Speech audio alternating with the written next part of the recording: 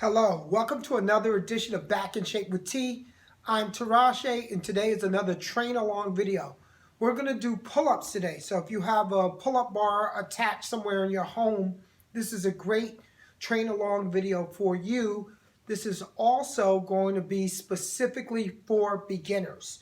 So if you're a young kid or an old man like myself, who is new to pull-ups, you can do some but can't do a lot. Today we're going to train and work the muscle as much as possible. We're doing 50 repetitions, but we're only doing sets of 5.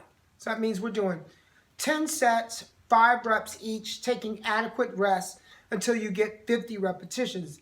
This is one of my messages that I like to send out to people. It's not all or nothing. Oftentimes, we get to watching videos on YouTube. We get to seeing our favorite calisthenic athletes or whatever athletes do their workouts, and they can smoke us, no doubt.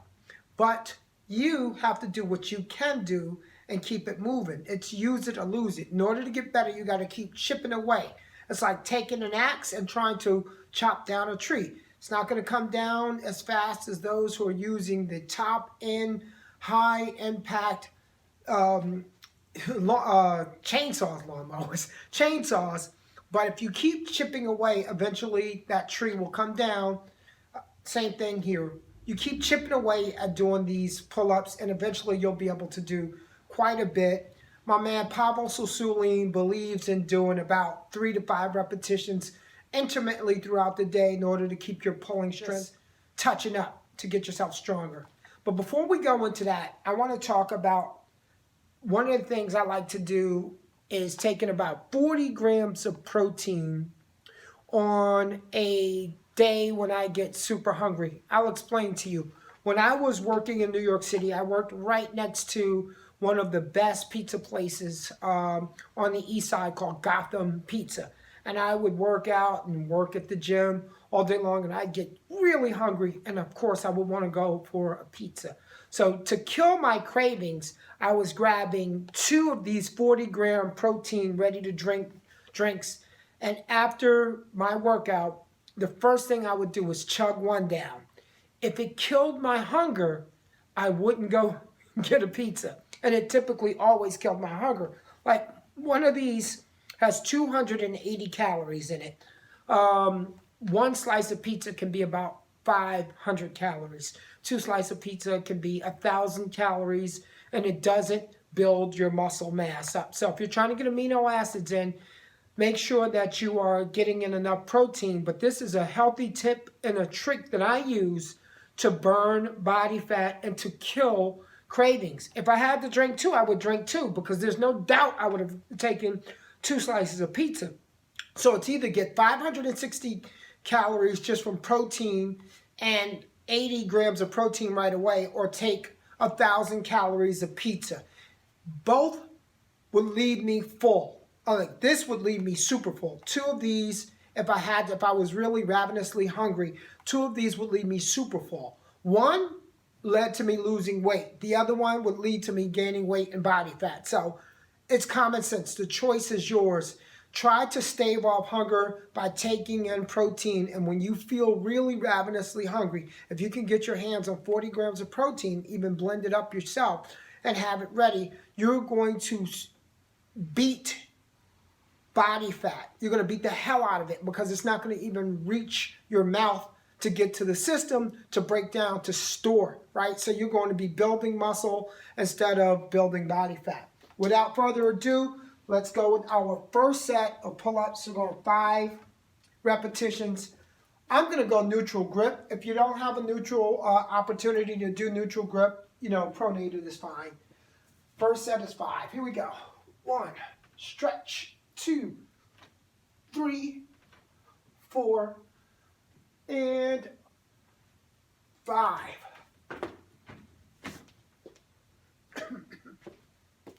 All right, 5 out of the way. Let's get it a little.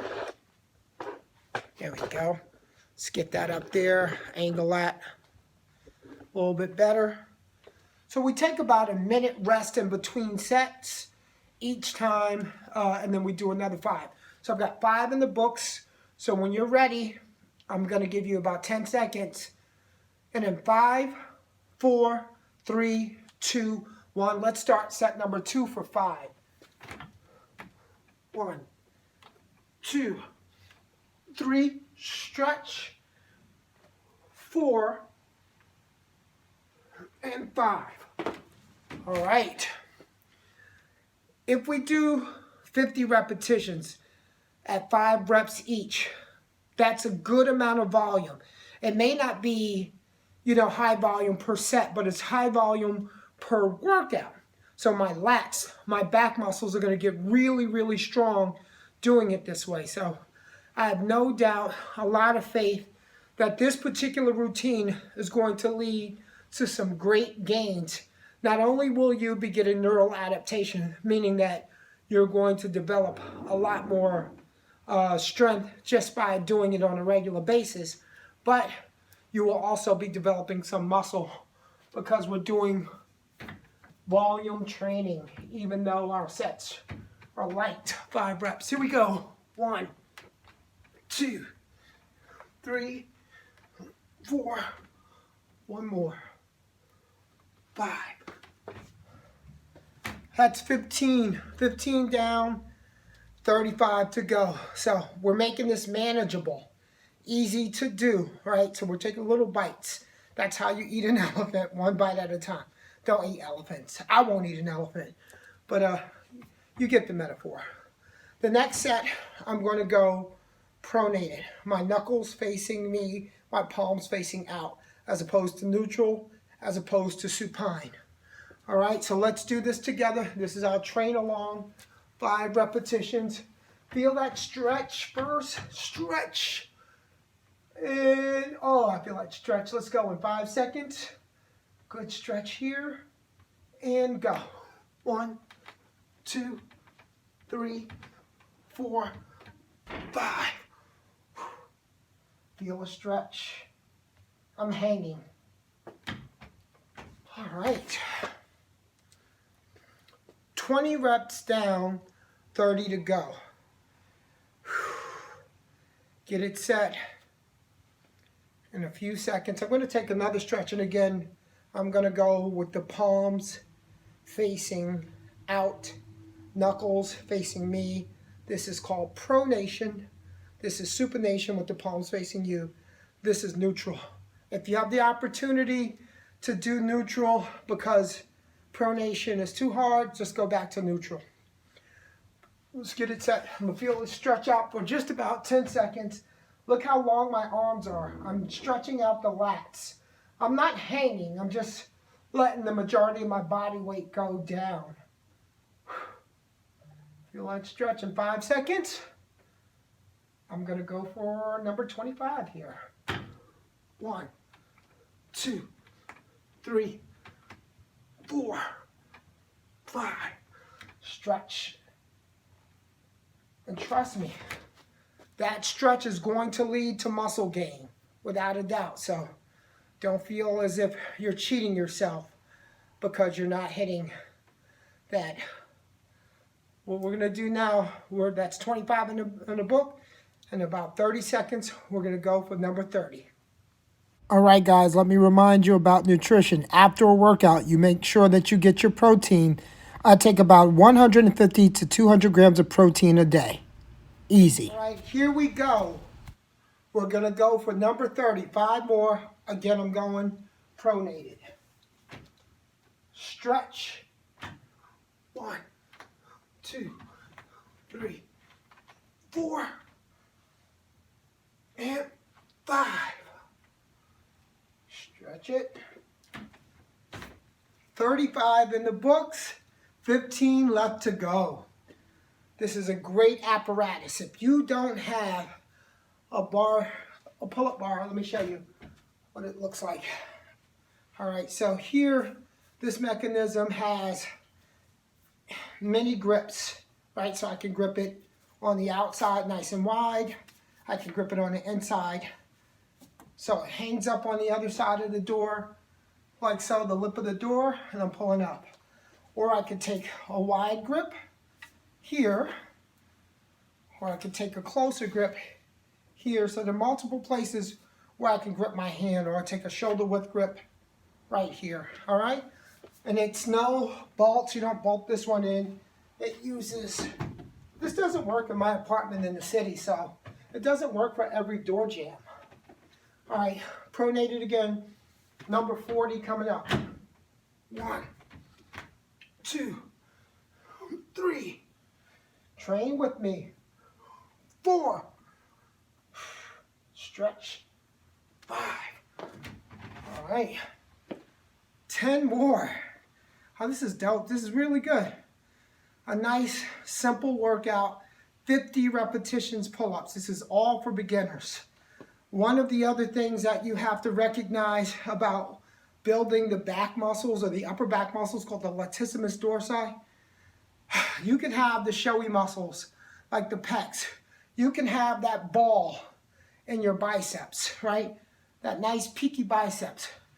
But if you really want to look good, I'm telling you 100%, 2 muscles that you should be training that I never really trained for aesthetics before would be the deltoids, this muscle here, and the lats. You want to bring these lats out nice and wide. So the more pull-ups you do, the more you're creating an aesthetic and attractive physique.